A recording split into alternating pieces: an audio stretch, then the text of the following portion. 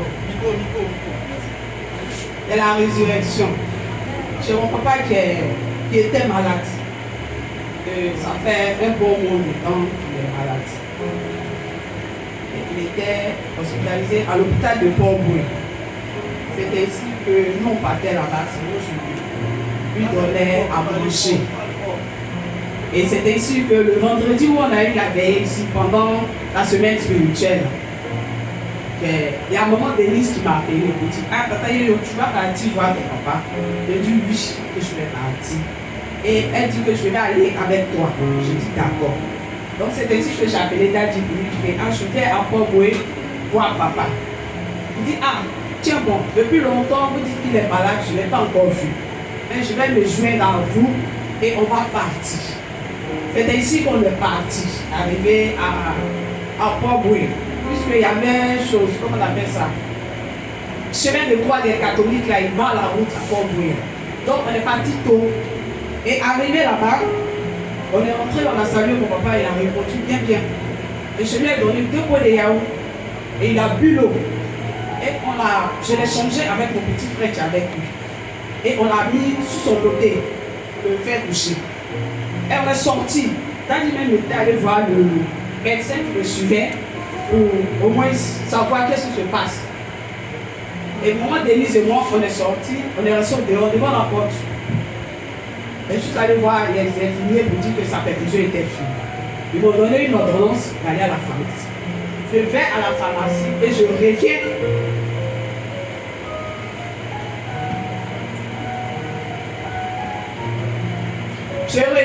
Je rentre dans la salle avec mon petit frère. On vient trouver mon papa qui est décédé. Voilà mon petit frère qui pleure. J'ai une cousine qui était là, a commencé à pleurer. Moi je suis du corps médical, quand quelqu'un meurt, je connais. Voilà mon papa qui a les yeux ouverts, bouche ouverte, ne bouge pas. Mon petit frère soulève la tête. Mon petit frère soulève la tête de mon papa et pleure. Moi je le réunis, il ne bouge pas.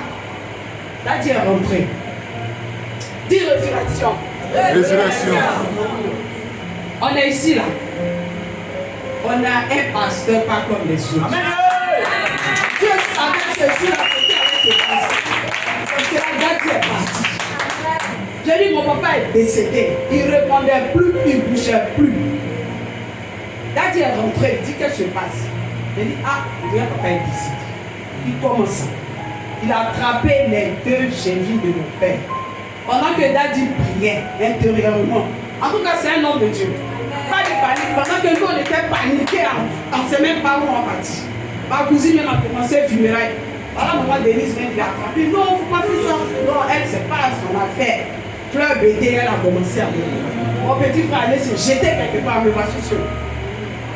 Daddy a commencé à prier en silence, sans bruit. Nous, on est au bureau. Et il a fini de prier. Il est sorti, il est venu, il dit, ton papa, il est là. Alléluia. Et il dit, amen.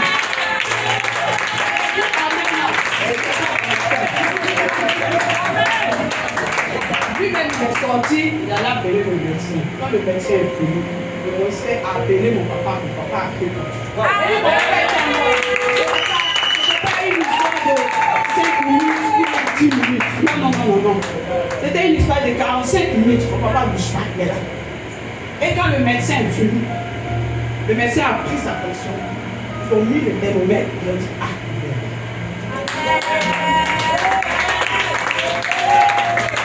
donc je rends gloire à Dieu. Aujourd'hui, mon papa est sorti. Il est à la maison. Il s'assoit.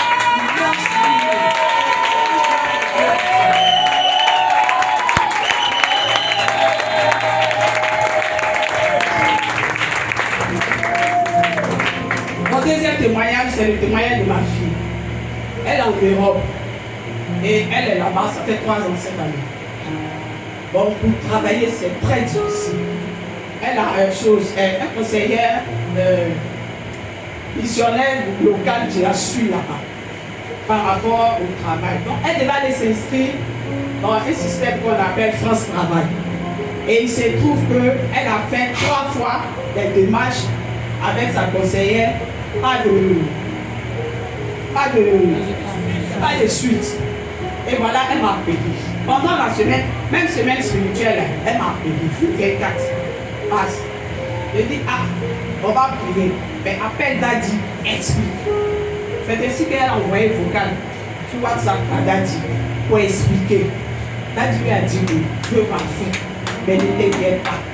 Elle dit ok, elle m'a payé. Et puis, ah, il a dit quoi? Elle dit, Dieu m'a fait, il n'a rien dit.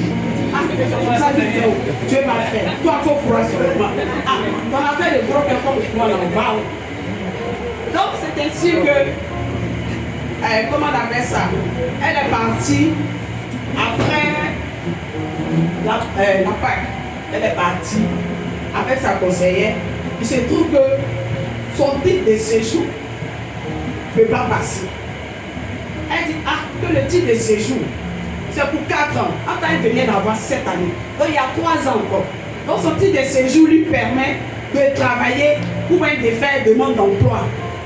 Mais on dit qu'elle ne peut pas s'inscrire à cause de son titre de séjour. Mais on n'explique pas quel est le souci. Donc c'est ainsi encore, elle a appelé Daddy. Daddy a prié. Et voilà que Dieu va se glorifier. Une semaine après la Pâque, la semaine qui a suivi, elle m'appelle, elle dit maman, j'ai pu m'inscrire sans problème. Et que je commence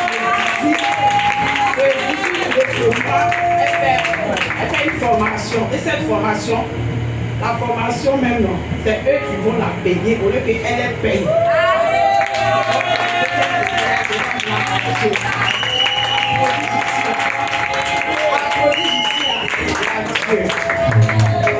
Faites de Dieu. On a un prodige. On a un Dieu qui est vivant. On a un Dieu qui est puissant. S'il vous plaît, ne vous asseyez pas sur votre témoignage. Rendez témoignage. Parce que l'église, tous ceux qui sont partis disent qu'à prodige, il n'y a pas de témoignage. Notre Dieu est mort. Donc vous êtes assis, vous savez que le Dieu de prodige, il n'est pas mort, il est vivant. Donc s'il est vivant, nous tous qui sommes ici, on a vu la main de Dieu dans nos vies. Quel que soit ce qu'il a fait.